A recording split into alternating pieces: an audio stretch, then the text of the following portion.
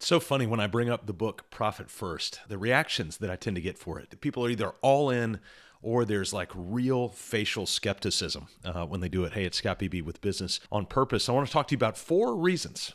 That's 4. Why Profit First won't work for you. We stumbled across Mike Michalowicz's Profit First methodology back in 2017 when a friend sent me a sample chapter of the book, and I devoured it and, of course, bought the book and have since bought a lot of those books and given them away to friends, clients. And we were only a couple of years into our business coaching firm, and honestly, we were looking for a method ourselves that would demonstrate a numerical return on the investment, both that we were getting and also we wanted to share it with our friends and making sure that they were engaging and realizing that this is real value for them. The premise is basic of the book. Subdivide your bank accounts. Even more basic than that. Subdivide your dollars. Instead, lumping all of the money of your business into 1, 2, or 3 accounts, begin subdividing each dollar according to where that portion of the dollar is supposed to go. So if your cost of goods sold is 30%, then roughly 30 cents of each dollar should be funneled into a cost of goods sold account, and so on. You follow suit with all the big subdivisions of your business. Not every dollar, but the big ones. After a year of subdividing our own accounts, we realized that the massive real and psychological value of subdividing each dollar. You actually started to see where all the dollars were going. Others started following suit, and we've began tracking the weekly balance of our cash into what was a more revealing cash flow report. We actually called it a level 2 dashboard, which begs the question, well, what's level 1? Well, it's actually your online bank account statement. So you could see it there. If you're subdividing all this, that's a dashboard that you can pull from. So we would take the cash balance of that and just put it on a spreadsheet every single week, all throughout the year. And it was actually a more revealing cash flow report than the cash flow statement reports we were pulling from our bookkeeping software because we could watch it all throughout the year. I'm amazed that such a simple methodology is disdained by so many of the bourgeois.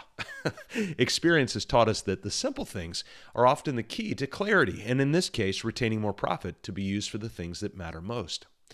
There are 4 primary reasons that we've found, 4 barriers that rob owners of the joy of knowing where their money is going by subdividing their dollars. First is the barrier of our own mindset. Whether it's the excuse of, well, I'll just do all of this on a spreadsheet, or the abdicating thought of, it's just too much work. Our minds are the first to put up a fight against simplicity. Just ask yourself, am I content and joyful around what I'm doing now in the method that I have now? Probably not. You might be content, but all of that effort and not much to show for it at the end of the year in terms of cash will leave an owner demoralized and empty, really asking themselves, why am I doing this in the first place? Subdividing resources, it's not a novel concept, and it's worked for thousands of years across thousands of cultural settings. And so it really does work, and it's pretty basic. Barrier number 2, it's the bank, who in many cases will be happy to add accounts for you for a fee.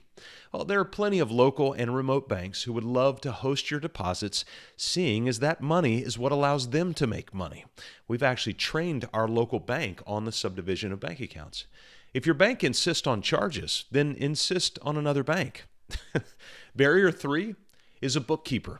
It's a bookkeeper who's empathetic that all of those transactions are going to take too much time and skyrocket your bookkeeping fees. Well, most of the accounts you add are simple savings accounts that just hold money until it's time to transfer to the government for taxes or to some other account for profit draws or use in some of those big categories. So every quarter, your real transactions will only increase by just a few and will yield voodoo-like results in retained cash, in the words of one of my friends who saw for himself a 20 times cash increase in 12 months simply because he was subdividing and watching the money. So find a bookkeeper who's excited to give you the clarity you need around your finances and retain the profit you always knew you could. The final barrier to implementing the subdivision of your bank accounts is your CPA. Not all, of course. Most CPAs are great. Many are tax-first professionals focused on tax returns. There's a growing number of CPAs who are seeing their role necessarily and beneficially evolving into advising clients just beyond tax returns. If your CPA is unwilling to side with you on all those new accounts, there are plenty of CPAs who would love to get you the clarity you need around your finances and retain the profit you've always known you could.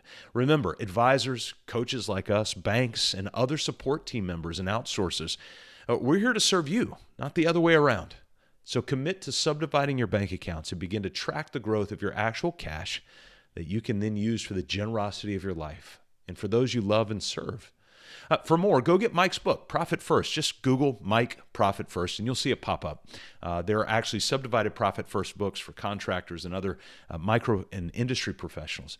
And so if you want to see what that program is, look it up. Profit First, the name of it. And if you're in need of implementing all the systems necessary to grow purpose, people, process, and profit in your business, then reach out to us, mybusinessonpurpose.com/contact.